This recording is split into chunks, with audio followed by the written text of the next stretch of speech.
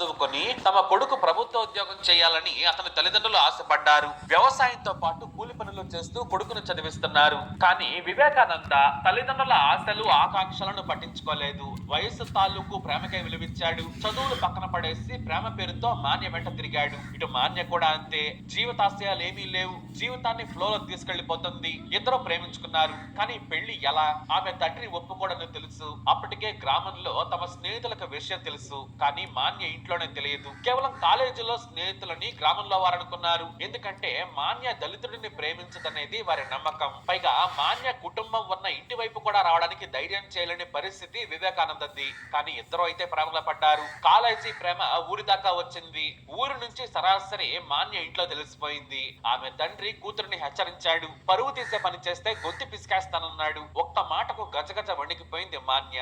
తండ్రి ప్రకాష్ గురించి ఆమెకు బాగా తెలుసు. తానంటే ప్రాణం. కానీ దళితుడిని ప్రేమిస్తున్నానంటే మాత్రం కూతురునైనా కూడా చూడ్డు. చివరకు ప్రకాష్ కు గ్రామంలోని తమ బంధువులు చెప్పారు. మాన్య మాదర కులానికి చెందిన వివేకానందతో ప్రేమలో ఉందని. ఆయన రగిలిపోయాడు. కూతురిని చితక్కొట్టాడు. కానీ అతని బలం భయం ఆమెకు సరిపోలేదు. 4 రోజులు ఇంట్లోనే ఉండి నమ్మించింది. కాలేజీ పేరుతో బయటికెళ్ళింది. ఆ తర్వాత ఇంట్లో నుంచి లేచిపోయింది. అంతే. ప్రకాష్ అతని కుటుంబ సభ్యులు కుల సభ్యులు ఏకమయ్యారు. వివేకానంద ఇంటి మీదకు వెళ్లి బెదిరించారు. తమ కూతురిని తీసుకురాకుంటే ఇంటిని తగలబెట్టేస్తాం, తెల్లారేసరికి రావాలని చెప్పారు. 2025 మే 18న ఇంట్లో నుంచి లేచిపోయారు. హుబ్లీ రిజిస్టర్ ఆఫీస్ లో పెళ్లి చేసుకున్నారు. మ్యారేజ్ సర్టిఫికేట్ తీసుకున్నారు. అప్పటికే తన తండ్రి గ్రామంలో రచ్చ చేస్తున్నాడని వారికి అర్థమైంది. వివేకానంద తన తల్లిదండ్రులకు ఫోన్ చేసి చెప్పాడు. మేము రహస్యంగా బ్రతుకుతాం, మా గురించి ఆలోచించొద్దన్నాడు. ఒకగానొక కొడుకు కావడంతో భయపడ్డారు తల్లిదండ్రులు. కొంత ఆర్థిక సాయం కూడా చేశారు. అయితే కొడుకు వేరే చోట ఉన్నా తమకు గ్రామంలో రక్షణ లేదని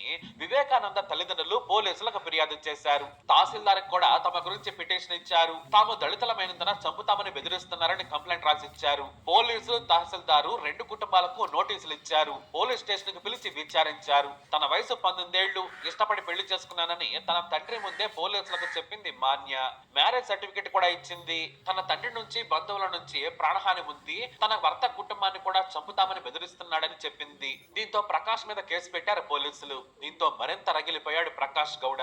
ప్రాణంగా ప్రేమించుకున్న కూతురు తన ఇష్టానికి వ్యతిరేకంగా దళితుడిని పెళ్లి చేసుకుంది. ఇప్పుడు తన మీదనే కేసు పెట్టింది. గ్రామంలో తన పరువు మొత్తం పోయిందని రగిలిపోయాడు. కానీ పోలీసులు మాత్రం ప్రకాష్ గౌడని హెచ్చరించారు. వివేకానంద కుటుంబం జోలికి వెళితే ఎస్సీ ఎస్టీ అట్రాసిటీ కేసు పెడతాం, చిన్న పిల్లలు పెళ్లి చేసుకున్నారు, వారి బ్రతుకు వాళ్ళు బ్రతుకుతారు, వదిలేయమన్నారు. మరి నిన్నటి వరకు నా కూతురుని పెంచి పెద్ద చేశాను, నాకు నా కూతురు మీద ఎలాంటి హక్కు లేదా? పెంచాను, పెద్ద చేశాను, సంతోషంగా ఆమెకు కావాల్సినవన్నీ ఇచ్చాను, గొప్పింటి సంబంధం తెచ్చి పెళ్లి చేయాలనుకున్నాను, నాకు ఏ హక్కు లేదా అని పోలీసులను ప్రశ్నించాడు తండ్రి. ఒకే మాటతో పోలీసులు లేదు అని చెప్పారు. చట్టం మాత్రమే చూడాలి, నీ ప్రేమలో బంధాలు చట్టంలో ఉండవన్నారు. ఆ ఒక్క మాటతో కూతురితో బంధం తెంచుకుని ఇంటికి వెళ్ళిపోయాడు ప్రకాష్ గౌడ. కానీ గ్రామంలో తన కూతురు పలానా వాడితో లేచిపోయిందని బంధువులు, గ్రామంలోని వారందరూ తన వెనకాలే అంటుంటే తట్టుకోలేకపోయాడు. కానీ సమయం వచ్చినప్పుడు కూతురు పెళ్లి చేసుకున్న వాడి అంతు చూడాలనుకున్నాడు. కానీ మాన్య వివేకానందలు పోలీసులు చెప్పినా కూడా 100 కిలోమీటర్ల దూరంలోని ఓ టౌన్ లో రహస్యంగా బ్రతకడం మొదలు పెట్టారు. కాలేజీకి వెళ్లి భయంగా పరీక్షలు రాసి వచ్చేవారు. అయితే మాన్య 6 నెలల గర్భవతి. ఆ విషయం కూడా గ్రామంలో తెలిసింది. ఆ నోట ఈ నోట నుండి మాన్య తండ్రి చెవిలో కూడా పడింది. అయినా కూడా పట్టించుకున్నట్లు నటించాడు. అయితే తాను గర్భం దాల్చాను కాబట్టి గ్రామంలో పగల మరిచిపోయి ఉంటాడని మాన్య భావించింది. ఎందుకంటే పోలీస్ స్టేషన్ కి వెళ్ళొచ్చిన తర్వాత కూతురి గురించి పట్టించుకోవటం మానేశాడు ప్రకాష్ గౌడ.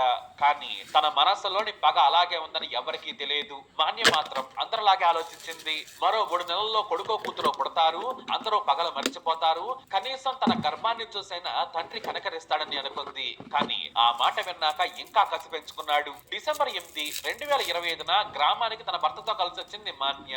వివేకానంద ఇంట్లోనే ఉండడం మొదలు పెట్టింది. ఈ విషయం ప్రకాష్ కు తెలిసింది. అయితే మాన్య మాత్రం బయటకు రావడం మానేసింది. తన తండ్రి పరువు పోయే పని చేయొద్దు, ఓసారి చేశాము, మరోసారి వారిని రెచ్చగొట్టద్దనుకుంది. 4 గోడల మధ్య ఇంట్లోనే ఉంటుంది. కానీ చుట్టుపక్కల వారి ద్వారా విషయం తెలిసింది. మరోవైపు ప్రకాష్ కూడా తన దగ్గర బంధువులను పోగేస్తాడు. డిసెంబర్ 21న మధ్యాహ్నం తన కూతురు ఉన్న మాన్య ఇంటికి వెళ్ళాడు. తనతో పాటు 15 మంది లింగాయ కులస్తులను తీసుకెళ్లి హంగామా చేశాడు. ఇంట్లో ఎవరూ లేరు, దగ్గరలోని పొలం దగ్గర ఉన్నారని చెప్పారు. దీంతో వెళ్లిపోయారు. అయితే మాన్య తండ్రి మనుషులతో వచ్చాడు. మీరు జాగ్రత్త, వాళ్ళ దగ్గర కత్తులు కర్రలు ఉన్నాయని ఫోన్ చేసి చెప్పారు. దీంతో వివేకానంద తన తల్లిదండ్రులను ఇంట్లోనే ఉండమని చెప్పాడు. తానుంటే గొడవలు జరుగుతాయని స్నేహితుడి ఇంట్లో ఉన్నాడు. అయితే కూతురును చూస్తే వదిలేస్తాడు, తనను చంపుతాడని వివేక భయపడ్డాడు. అందుకే బయట ఉన్నాడు. కానీ సాయంత్రం పూట 6:30 గంటలకు మళ్ళీ 15 మందికి పైగా వివేకానంద ఇంటికి చేరుకున్నారు. కూతురు ఎదురుగా కనిపించింది. నన్నేం చేయొద్దు నాన్న అని దండం పెట్టింది. కానీ ప్రకాష్ గౌడ వినలేదు. కూతురును భారీ కర్రతో విపరీతంగా కొట్టాడు.